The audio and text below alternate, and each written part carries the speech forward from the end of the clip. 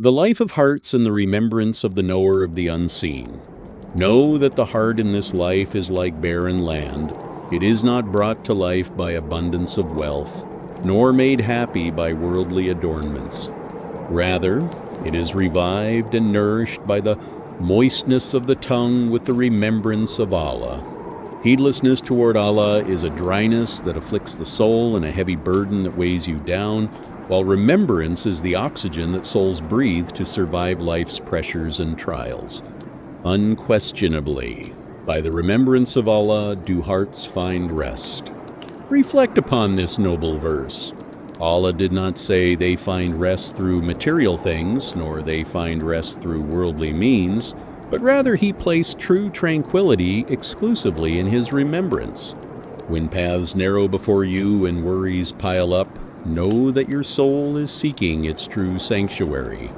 Remembrance is not merely words uttered by the tongue, but a state of inner presence, gratitude, and devotion before Allah, granting you a deep-rooted sense that you have a strong pillar to turn to whenever days exhaust you. An easy worship with unlimited rewards.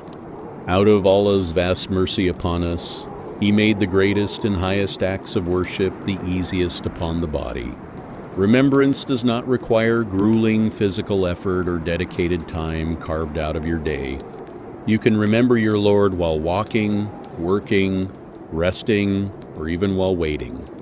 A light movement of your tongue accompanied by the presence of your heart weighs heavily on your scales and sends down serenity upon your soul.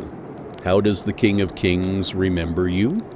It suffices as honor and virtue for remembrance. What Allah Almighty says in the sacred Hadith Qudsi, is greater than, I am as my servant thinks of me, and I am with him when he remembers me.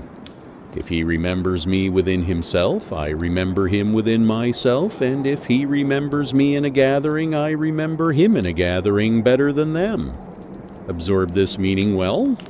When you whisper to yourself, glory be to Allah, praise be to Allah, or I seek forgiveness from Allah, your name is mentioned in the highest gathering among the angels.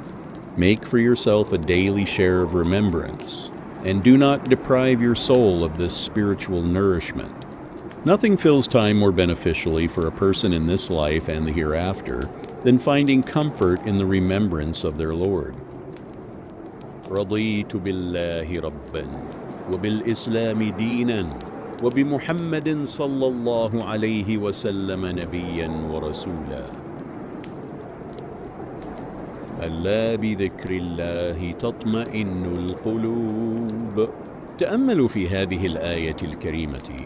لم يقل الله تطمئن بالماديات ولا تطمئن بالأسباب، بل جعل الطمأنينة الحقيقية حصريا في ذكره. حين تضيق بك المسالك وتتراكم عليك الهموم والأفكار، اعلم أن روحك تبحث عن مأواها الأصلي. الذكر ليس مجرد كلمات تقال باللسان، بل هو حالة حضور وشكر وافتقار إلى الله تمنحك شعورا راسخا بأن لك ركنا شديدا تأوي إليه كلما أرهقتك الأيام.